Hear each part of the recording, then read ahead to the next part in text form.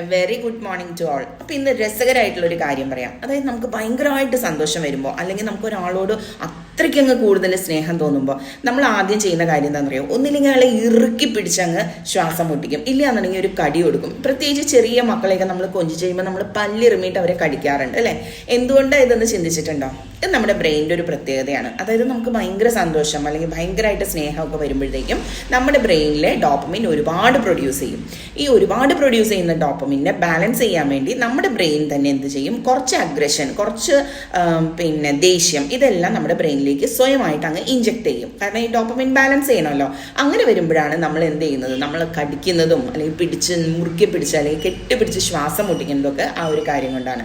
ഇത് നമുക്ക് മാനസികമായിട്ടുള്ള പ്രശ്നം ഉണ്ടായിട്ടല്ല. ഇതിനെയാണ് ക്യൂട്ട് അഗ്രഷൻ അല്ലെങ്കിൽ ഡൈമോർഫിക് എക്സ്പ്രഷൻ എന്ന് പറയുന്നത്. അപ്പോൾ ഇനി കെട്ടിപ്പിടിച്ച് ഇങ്ങനെ ഇരിക്കുമ്പോൾ ഒക്കെ ആലോചിക്കുക, ഇത് നമ്മുടെ ബ്രെയിൻ നമ്മളെ തന്നെ പ്രൊട്ടക്ട് ചെയ്യാൻ വേണ്ടി ചെയ്യുന്നതാണെന്ന്.